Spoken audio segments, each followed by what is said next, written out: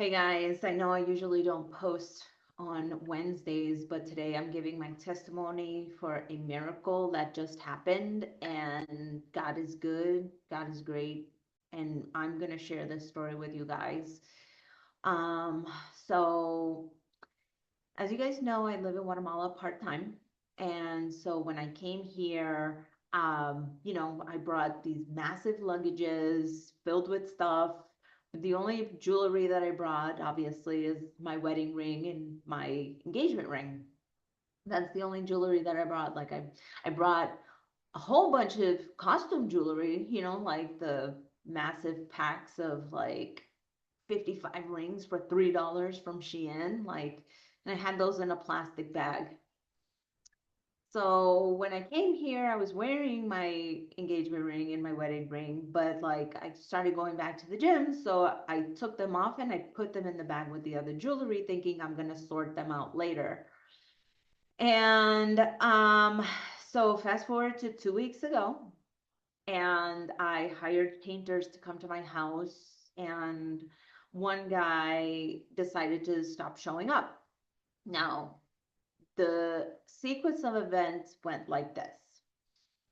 He was working in the bathroom, and one morning I went in there and I couldn't find the bag of jewelry. But, I have cleaners in the United States, and so they always put stuff in like random places that are like later on I can't find it. Like you can ask my husband and my daughter that like whenever they come, they're just like, where the freak did they put this? And they like put it somewhere where we never would have put it. So it's like we're always looking for stuff, but nothing's ever gone missing. So in my head, he probably just moved it so he could paint because they're like in these little cubbies. I was on a rush to church, so I said, you know what, whatever, I gotta go. So I left. Again, in my head, it is a bag of costume jewelry. I forgot that I even put my rings in there. So I went to church, didn't even think about it, whatever. The next day, go into the bathroom and I'm like, oh, let me see if I can find my rings. And I look up and it's like on the top cubby. And I'm thinking, of course that's why I didn't see it because I'm a little shorty and like it's up there, but like weird, Again, thinking about my cleaners in the United States, how I just put random stuff all over the place. I'm like, he must have just shifted it and left it up there. Because I mean, this guy wasn't like a good painter or anything. So I'm not like putting anything past him that it was like up there. Again, not thinking my wedding ring's in there, not thinking my engagement ring is in there, nothing. And so I bring it down, I grab the jewelry, and I'm out. Doesn't he stopped coming? The other painter, and I was like, hey, what happened to your friend? He was like, I don't know. He said he was coming, but then never showed up. And I was like, oh, okay, whatever. Maybe he's just being lazy. I mean, he's not that great of a painter anyways. Like, this is like what's going on in my head. The next day, again, doesn't show up. And I'm like, oh my God, this guy just stopped working, huh? And he was like, he doesn't even like pick up the phone anymore. And I'm like, oh, that's weird. Whatever. Again, not thinking anything of it. That day, I noticed that I've got chargers missing. Like these long, like I brought three chargers so that I have one in the kitchen, one in the living room, one upstairs. Like, cause I in my house, like I have chargers everywhere so that I can plug in wherever I'm at. But they're gone. And I'm like, that's weird. My earbuds missing. I'm like, oh, that's weird. I'm like, again, they probably just put in some weird random place. Like, I'm not thinking like anything, but I can't really find them. My sister bought me a little Bluetooth speaker, missing too. I'm like, where the hell did they put this stuff? Like, it could be anywhere in the house.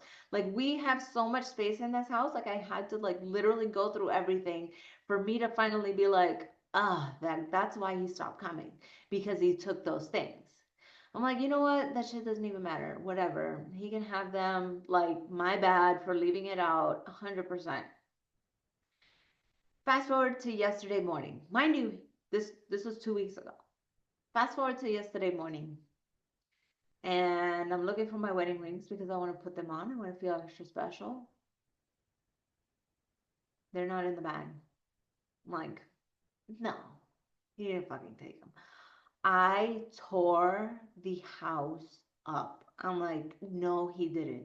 No, he didn't. I went through my kids' rooms. I went through my room. I went through the closet. I went through my luggage. I went through every single bag and purse that I have, every nook and cranny.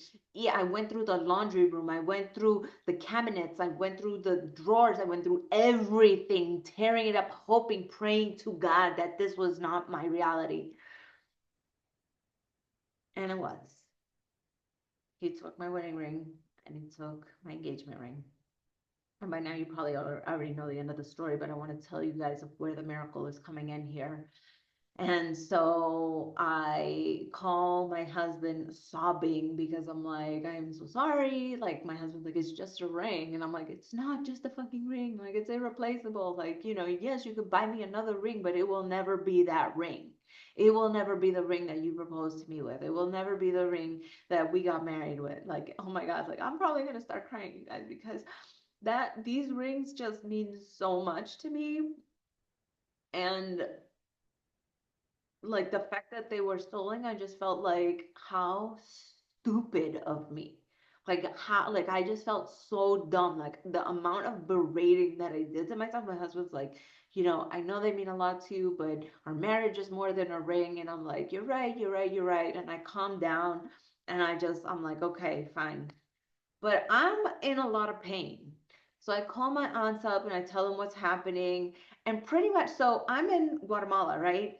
If you get robbed, if people steal from you, the priority on the police's list is so far down the list, you're never getting your stuff back, okay? They have bigger fish to fry when it comes to crime here in Guatemala. Like a stupid wedding ring, they don't care. They do not give a crap. But I called the paint store and I said, hey, this is what's happening. And I told them, you know, they stole my wedding ring, they stole this. They said, okay, well, send us pictures. We're going to file a report. We're going to talk to the supervisor. We're going to talk to everybody. And I was like, okay, great. So I called my aunts and they've like written this off. They said, all you can do is hope that they try to figure it out and like put some pressure on them, go to social media, tell them that they hired. And I'm like, I don't want to do that. Like, I know that that's like custom here because that's how like you pressure companies to like do something. And again, we're here in like pretty much this lawless country, so a lot of companies won't give a crap. But after I told them about it, within like 3 hours, the painter who was here, not the one who stole the stuff, but the painter was here. The lady who did um the quote, she was here. She was like my liaison. The supervisor was here, and somebody from corporate was in my home. And they were like, we just wanted to give our face. We are so sorry that this happened. We're going to do everything in our possible and in our power to do this, to figure it out, to get you back your stuff. We promise, like, we are on it. Like, we take this very seriously. Like, we don't want you to think that we're not going to do anything. And so they were like on it. And I was like, okay, thank you. But the way that like my family was acting was like, dude, just forgive him and hopefully they'll comp you the painting of your house. Like, hopefully that happens. And so a part of me was like, chalk it up to a loss, trying to like move past it, just, whatever, say, and I'm sitting there trying to think of what the lesson is here. I'm trying to think of why is this happening to me? And something that I realized was that like my marriage is bigger than this ring. Like I love my husband so much. Like my marriage is bigger than this ring. So, okay, it's gone. Let me appreciate my marriage for what it is. Like maybe I get a new ring out of it. Yay. But on top of that is the fact that like, you know, I have to really take care of my stuff. Because again, I just threw it in there like not even thinking like it was just another piece of jewelry, not realizing how important this is. And so I learned that lesson too. And I'm like, okay, you know what? I've learned the lesson, but it hurts so much. It just hurts so much. And so this morning, I go to church, fully thinking, you know what? whatever, we'll figure it out. And last night, so actually, rewind just a little bit. So when they were here at my house, the painter was like, "Hey, I talked to the guy and I'm supposed to meet him tonight. So I'm gonna see what's going on. I'm gonna ask him, like, hey, do you have the rings? Do you have the?" But this was 2 weeks ago. So I'm thinking he'll just be like, "I don't know what she's talking about. Too bad, so sad. Probably already sold it like 2 weeks ago." And so today I go to church and I'm like, I know I'm going to call them later to see if there's any progress, see what happened last night with the meeting, and just figure it out. And I go to church and I'm sitting there and I'm kneeling and I'm praying and I say, God, my heart hurts so much. What do I need to do to be free from this pain? And I heard very clearly, on no uncertain terms, forgive him. And my heart just like clenched because that's the last thing I want to do. I don't want to forgive him. He stole from me, he stole something precious to me. So I sat there and I said, I can either lean more into my anger or I can lean into God. And I said, I'm going to lean into God. I'm going to do what is being asked of me like a faithful servant. I'm here on my knees saying, I forgive him. Thank you for the lessons about my marriage, about caring for my stuff. God, please forgive him, for he knows not what he does. And my heart immediately just like relaxed. But I'm sobbing in church, sobbing. And my aunt is there with me and she's holding my hand and she's like, oh, poor me, but not realizing the transformation that I just had, the overwhelming forgiveness that just came into my heart for this kid. And, I thought I had kind of let it go, but that moment was like, he can keep the rings. They're just rings. My marriage is bigger than that. My marriage is the steps that me and my husband take together. It's the love I give him. It's the love he gives me. It's the children. It's the love we make. It's us. It's not the ring. It's not the wedding. It's none of that. And so I just had this wave of pure, unconditional forgiveness for this kid. Because he's just a kid, right? He looks mid-20s, if that. I didn't think of anything. I said, if that's what I must do, that's what I'm going to do. And so I did it. And the power that just flooded me was like insane. So I get in my car, I come back home, I start working, and I get a call. And I said, hey, Kate, are you home? Can we stop by? We have some things for you. And I dare not hope they're my rings. I'm thinking it's the speaker, the chargers, like the other stuff, the stuff that like, whatever. And when they came into my door, they said, well, we don't know if this is your actual ring because the picture you sent was purple and this ring is blue. And I'm like, my ring. And again, uncontrollable sobbing because this is an Alexandrite. And in certain lights, it's purple. In certain lights, it's blue. And so I started sobbing because in a country where you don't get your stuff back from a crime that happened 2 weeks ago, for people who do not know me, who do not care about me, for the possibility of me getting this back being zero,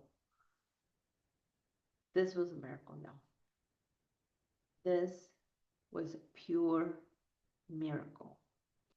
And I sat there, and the painter says, you know, that he got it back, but like the kid lives in un barrio, so like people can't go in there unless like you're escorted in there.